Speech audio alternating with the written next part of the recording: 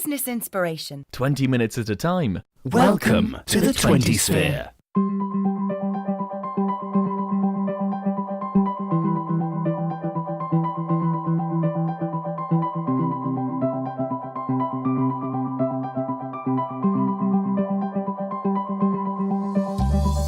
Welcome to the Twentisphere podcast. I'm Carl Benfield, and this month we're looking at lead generation, getting people to get interested in your product and actually talk to you. Well, today, the person I'm actually going to talk to is Nick Timms. Now, Nick's a classic multipreneur. He's founder of 3 online services: Who is Visiting, Found, and Reply Up. Nick, welcome. Are you ready to enter the Twentisphere? Yes, I am, Carl. Okay. Now, before we start, as I ask all of our guests, tell us a little bit about yourself outside of your business. Yeah, absolutely. So, talking a little bit in the business, I'm quite engrossed in it. But outside of business, as of the past 4 or 5 months, kind of traveled a lot. So I spend a lot of time in the Middle East and traveling and sightseeing and things like that. Outside of that, I try as much as I can to hit the gym and exercise. I found that that's kind of very much ingrained in kind of keeping my momentum and keeping my head very sane and everything like that as well.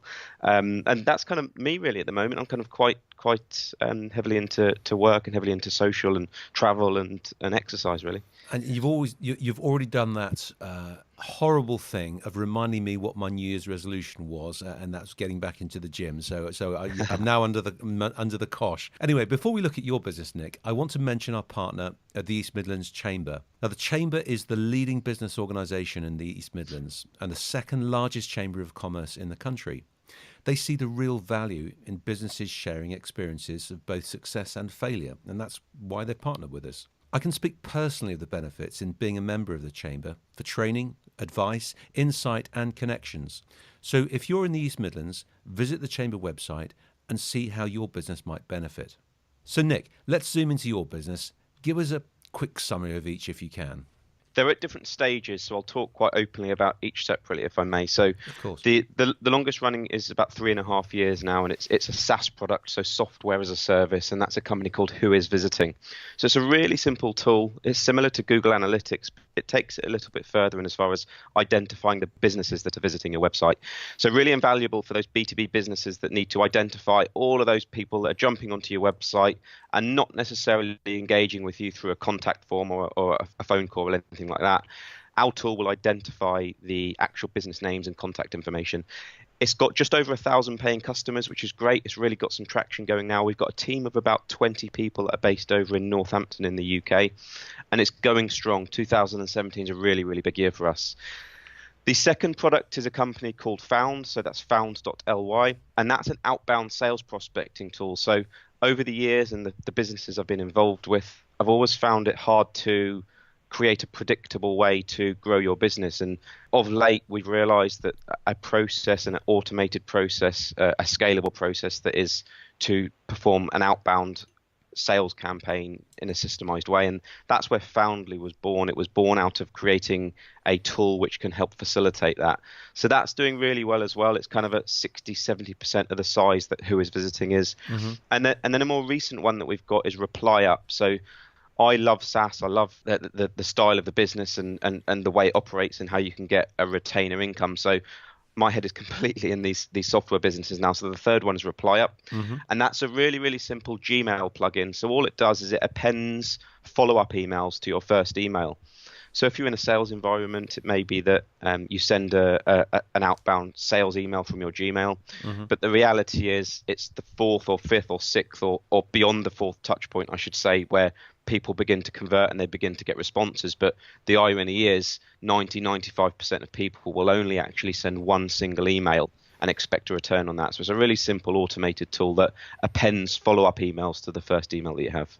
And that's where we're at. That's kind of a snapshot of the 3 tools. That was an excellent summary. Thanks very much indeed. Let's look at each one in a little bit more detail then. So Who is Visiting? Now, if I was being cynical, I'd say, well, isn't that like sort of spyware? Am I comfortable with, if I know who's visited my website, how do I get in touch with those people without them knowing that I know that they know that? How does that work? Yeah, so strategically and pragmatically, there's a couple of ways you can do it. But the reality is, firstly, let's talk about how it kind of conforms. So it is within kind of the legal remit. I understand it's kind of a touchy subject, but the reality is if you're in a business environment, you can either operate completely cold prospects, i.e. find prospects that are potentially relevant to you and reach out to them in a certain way, or if we're talking kind of real metrics and conversions and things like that and optimizing all of that, what you'd really want to be doing is having a database of people who are familiar with your brand by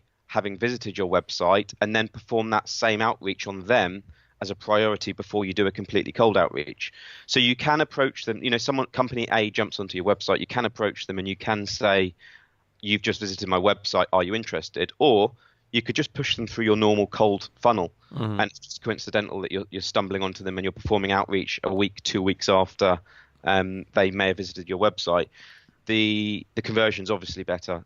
If you visit the website and then someone happens to reach out to you and approach you to prospect you, you're familiar with the brand, you've looked at the site, you've understood the services, and you're much more receptive to respond to that versus trying to perform a cold outreach campaign. So what it's doing, Carl, it's Who is Visiting is basically giving your sales team or yourself, if you're an individual salesperson, the capabilities to put the warmest leads at the top of your sales funnel at a priority level. We've got two main use cases for Who is Visiting. The first one is sales, which I've talked about, and the second one is marketing, so a bit more of an insight into your demographic of customers. So people may use it a bit more passively, so they may be a bit more passive with the information they're receiving, and it may be to get demographic breakdowns of the companies on your website. It may be to get geographical breakdowns of the B2B businesses, so hotspots, things like that. So there's two different use cases, both of which have their value. I'd say we're talking a little bit further on and giving you splits. I'd probably say about 75% are using it as a sales function, and 25% are actually using it for marketing purposes. So have you got any particular case studies where this has been a real success, where people have seen a turnaround in their lead generation? Massively. So let's talk some numbers here. So for every 100 users that visit a B2B website, you may get 3 or 4% conversion in terms of someone filling out a contact form or picking up the phone. Now that's a good conversion number, but imagine if you can run Who is Visiting on top of that, and you can identify an extra 20% of those. What you're actually doing is potentially 5 times in your actual return on the website conversions, the opportunities that you're leveraging from your website. So it's really significant. Interesting. And so how does it actually work? Does the software just sit on the web page? What happens? Yeah, so it's similar to Google Analytics, or similar to a lot of tools that run on your website. It's a really small piece of tracking code that you install onto your website. It takes about 20 seconds. And what then happens is every single hit that visits your website will reference against our database. And we have, over the past 3 or 4 years, acquired and built manually and in an automated way a really rich database of IP addresses against company names and company information and key contacts and email addresses and things like that. So it references it in real time. As soon as someone hits your website, you jump into our dashboard, and if we have that data, there's an opportunity, there's a lead for you, and we present it in real time. Thinking about it in the sort of real world, if I was running a shop and someone looked in the window, if I poked my head out of the shop door and said, can I help you? Some people would feel maybe a little bit threatened by that, and other people would actually quite welcome the engagement. If you were to use this in that very blunt way, I guess it's going to work with some people and not with others. But what I'm hearing from you is actually there's lots of other ways you can do it. Talking really honestly, a lot of people are quite scared to pick up the phone and call a lead back that has visited your website. So we've introduced another layer on top of how we do it. So where people aren't comfortable to pick up the phone, what they may be comfortable to do is find out the key contact information from our dashboard and do an email outreach to that person, whether or not that's cold or whether it's in response to them landing on our website also. Let's move on then to Found. Yes. Can you describe how that works in a bit more detail? I'll give a bit of background, actually. I read a book about 3.5 years ago, and it was from a guy called Aaron Ross. So Aaron Ross was responsible for building Salesforce, which is a piece of software, into $100 million a year recurring business. And there was one fundamental way that he did that, And it really resonated with me how and why I read the book, and off the back of that we built this software. So Aaron Ross breaks down two areas. He breaks down inbound marketing and outbound marketing. Inbound marketing being an opportunity whereby leads come into your website from search engine optimization or paid advertising or things like that. And he says that's valuable, but he also says that that's not a way to scale your business, because there are third-party factors that are outside of your control to understand and scale and forecast your business based on that. So the other way is outbound. So outbound is effectively what Found does. Outbound is a way to identify your ideal customer profiles, to build targeted prospect lists, to perform outreach on those targeted prospects. And what outbound does for a business versus inbound, it allows you to scalably grow and to do it in a very predictable way. And therefore, because you can be predictable, you can grow the way you want at a scale you want, and kind of doesn't have the same constraints that inbound marketing could potentially have for you. So off the back of that model and that concept, we built Found. And what Found does is you can jump on LinkedIn, jump on a few other websites, and you can find a demographic of customers. So for example, jumping onto LinkedIn, you can say, I'm looking for CEOs in software within the UK.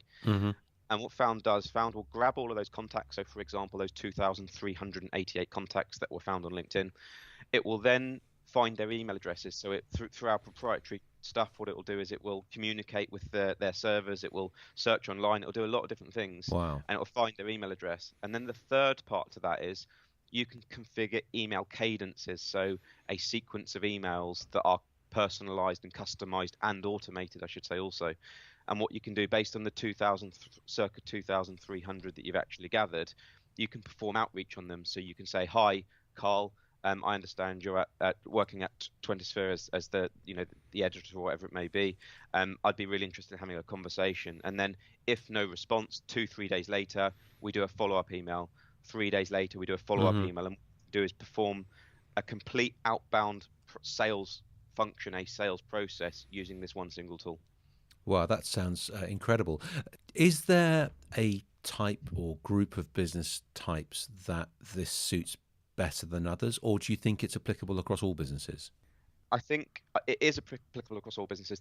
The problem is you'll have people who operate lifestyle businesses, and you'll have people who operate scalable, structured outbound processes. And the key differentiator that I find between the two is that those that have an idea of outbound sales and have the grit to pursue and build an outbound sales process are the people that obviously grow and have kind of high performing companies, because it's kind of ingrained in them to do that. And they are the people that tend to utilize tools like this because they've historically had that process, but perhaps haven't had the efficiencies that Found can provide to do that. Okay. And finally, and I think this probably is going to be a little bit simpler, is Reply Up. Can you just talk us through that?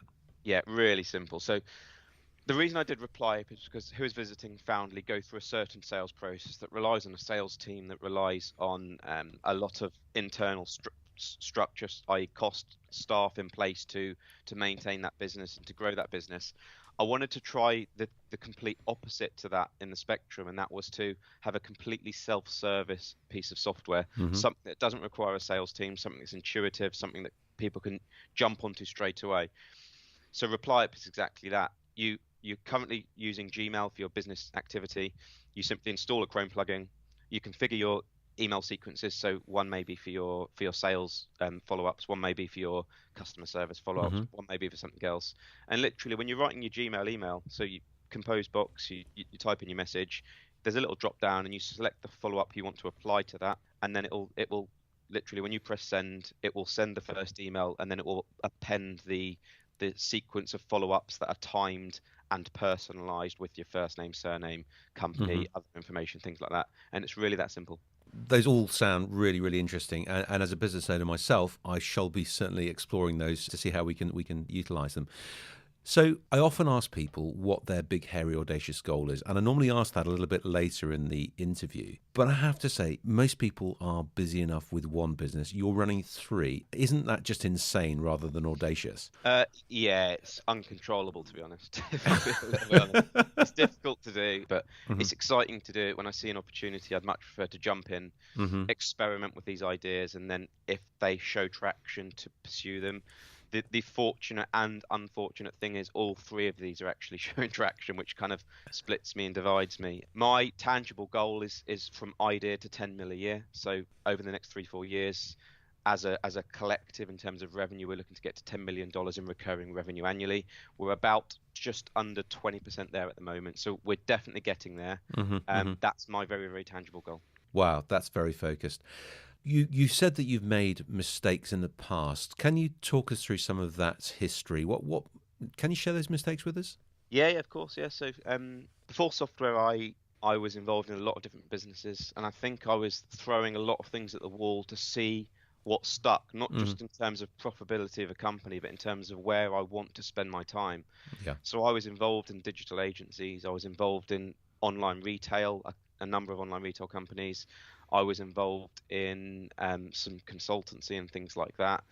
And alluding to the point before, I think that what I tended to do, I should say, was spread myself a little bit too thin without a management structure in place. So to give you some tangible examples, our online retail got to about $8 million a year in recurring revenue, and that was across swimming pools, kitchen and bathroom taps, and sports clothing.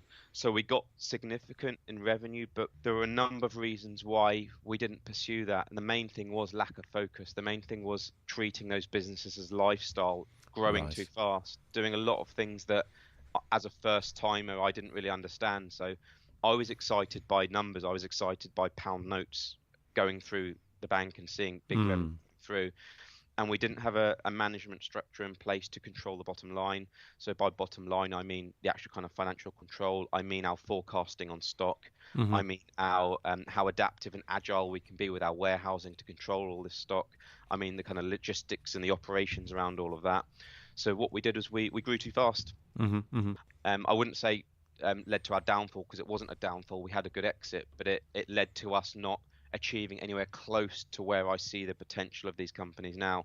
So reflecting that against what you're doing now, it seems to me that the three services you're offering now are different but very much aligned. But, and that's why we were so excited to get you onto Twentisphere. Exactly, they're synonymous. They're all softwares. That's the word. That's the word I was looking for. Synonymous. Yes. Yeah, they are synonymous. Yeah, they are. They're really similar. The key difference, Carl, that I have now from where I was before is we have whilst Reply, for example, and Foundly a small in terms of employee counts, we have better management structure in place. So we have people who are very clearly divided up in terms of their roles. They are now autonomous, so each of the companies operates autonomously without having an operational dependency on myself or on other key shareholders. And that's the key for me now, Carl. Like the key difference, my key learnings are in when I launch something now, it's to get rid of the dependency it has on me as quickly as possible. And I have a very clear structured process around doing that now. For me, it's about, I've realized over time that for me, my role is about trying to pioneer things. So anything that's experimental, I will do that experiment myself. I will understand it in its very raw terms, and then I'll try and put a structure in place to replace my role, and then I'll impart my learnings onto that person or that function as quickly as I can, and then within 2-3 weeks or 2 or 3 months in some cases, that function becomes 10 times better than what I am myself, and then it becomes autonomous. Fantastic. That whole aspect of delegation is something, of course, that is so often misjudged or not done at all, and the fact that you've got a very laser-like focus to do that is really quite impressive. So Twentisphere is predominantly directed at Britain and the UK. Can you tell us why you think it's good to be operating in Britain? Yeah, I can. It's talent, the knowledge, the expertise on software specifically is incredible. Certainly in London, you've got some really big kind of thriving companies that are coming through in London from a development technical perspective, but also from a marketing and sales perspective also. Now, you've talked about particular processes to divest responsibility and empower your workforce. Now, clearly, the tools that you have available are Who is Visiting, Found, and ReplyUp, and those will all be listed on the show notes and on the website. Can you tell us any other resources that you have used to set up these businesses in the first place? Yeah, so a big thing across every single business should be CRM. So how are you managing your prospects? How are you managing your customers? So we use Pipedrive. Pipedrive is an incredible tool. I think 99% of people will speak the best possible that they can about that particular tool. The price points are great. There's no barrier to entry to using it. It's intuitive, and what it does, it gives structure to our complete sales process. So and our prospecting process, I should say. So Pipedrive's a really big one for us.